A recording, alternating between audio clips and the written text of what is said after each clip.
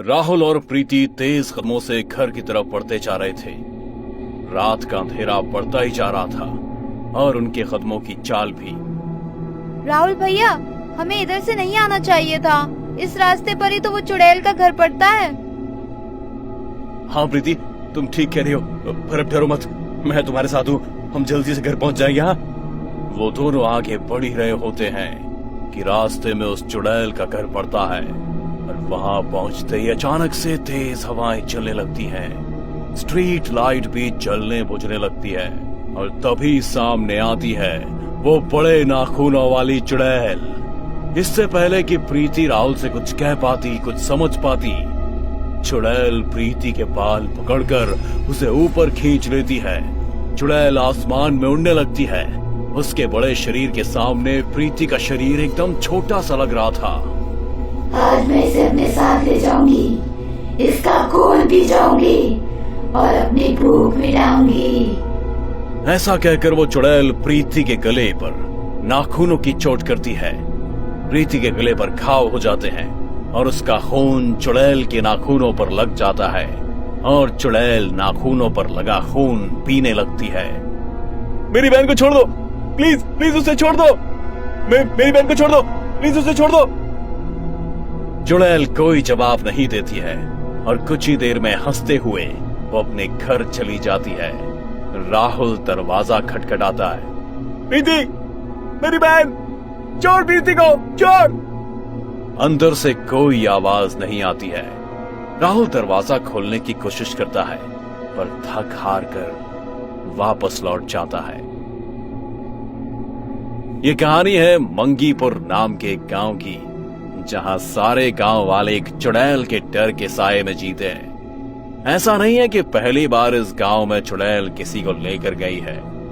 जो भी चुड़ैल के घर के आसपास से निकलता है, चुड़ैल उसे पकड़ लेती है और कभी कभी रात के अंधेरे में वो गांव से भी लोगों को पकड़ कर ले जाती है और उनका खून पीती है। और फिर वो चुड़ैल उसके साथ जो भी गांव वाला होता है उस घर में जाकर गायब हो जाते हैं।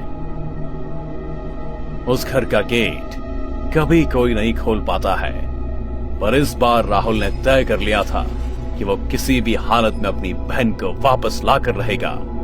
कोई मेरी मदद करे या ना करे, मैं जरूर अपनी बहन को बचाऊंगा। मैं आज रात को उस चुड़ैल के पास जाऊंगा। हो सकता है मुझे वहीं उसे पकड़ने का कोई तरीका मिले। राहुल ऐसा ही करता है। रात को राहुल जब चुड़ैल के घर के पास पहुंचता है तो वो देखता है कि एक छोटी सी खिड़की खुली हुई है। वो उस खिड़की के अंदर झांकता है। अंदर का हाल देखकर तो राहुल डर ही जाता है। अरे ये क्या, ये इतने सारे लोग ऐसी पीढ़ियों में जकड़े हुए, इनके शरीर पर कितनी चोटें और ये कैसे दर्द की वजह से रो रहे हैं। मेरी प्रीति, वो नहीं प्रीति, इतने दर्द में मेरी बहन और ये सब लोग भी, और ये टब में कितना खून भरा हुआ है। कितने सारे लोगों का खून मैंने इकट्ठा कर लिया है और उन्हें बोतल में बंद कर लिया है। मजा आ रहा है। चलो इन लोगों को और तकलीफ देती हूँ। ऐसा कहकर चुड़ैल उन लोगों पर वार करती है और वो सब दर्द से और चीखने और रोने लगते हैं। ये सब देखकर राहुल वहां से वापस आ जाता है। वो गांव के एक बुजुर्ग राम लखन के पास जाता है। मैं जानता हूँ राहुल कि तुम अपनी बहन प्रीति को वापस लाना चाहते हो। चलो हम अंदर बैठकर सोचते हैं कि क्या कोई ऐसा तरीका हो सकता है जिससे प्रीति वापस आ सकती है। हाँ चलिए, आप कोई तरीका जानते हो तो मुझे जरूर बताइए। हाँ, दोनों अंदर चले जाते हैं। कुछ देर बाद दरवाजा खुलता है, लेकिन राहुल अकेले ही दरवाजे से बाहर आता है और फिर दरवाजा बंद करके वहां से चला जाता है। कुछ देर बाद उसे नाथू दिखता है। राहुल, मैं तुम्हारी मदद करना चाहता हूँ, लेकिन आज ही अखबार में एक तांत्रिक बाबा के बारे में पढ़ा जो चुड़ैलों को मार देते हैं और इसीलिए मैंने उन्हें यहाँ बुलाया है, समझे? ठीक है, चलिए अंदर चलकर उनका इंतजार करते हैं। राहुल और नाथू अंदर जाते हैं। अंदर से सिर्फ राहुल बाहर आता है और दरवाजा बंद कर देता है। कुछ देर बाद वो बाबा भी गांव आ जाते हैं।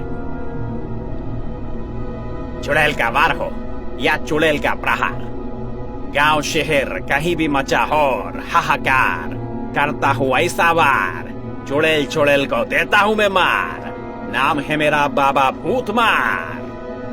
बाबा चुड़ैल के घर की तरफ ना जाते हुए दूसरी तरफ जाने लगते हैं। बाबा, ये आप किधर जा रहे हैं? इधर चुड़ैल का घर नहीं है, इधर तो राहुल का घर है। बाबा कुछ नहीं बोलते हैं। राहुल के घर के पास पहुंचकर कहते हैं, अरे ओ चुड़ैल, मारू मैं कोई मंत्र, जानता हूं मैं कि तू है राहुल के अंदर। बाबा की बात सुनकर सब लोग हैरान हो जाते हैं। दरअसल उस दिन जब राहुल चुड़ैल के घर अंदर झांक कर देख रहा था, तब चुड़ैल ने उसे देख लिया था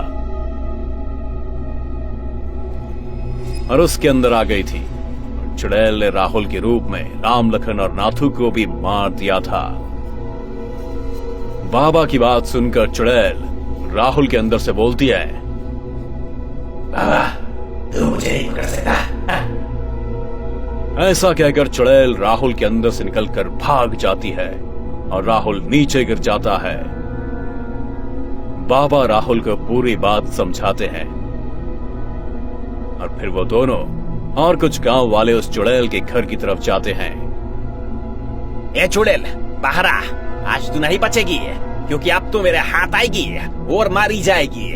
चुड़ैल बाहर आती है और कहती है, अरे ओ बाबा, मैं यही थी और यही रहूंगी, तू मेरा कुछ नहीं कर पाएगा।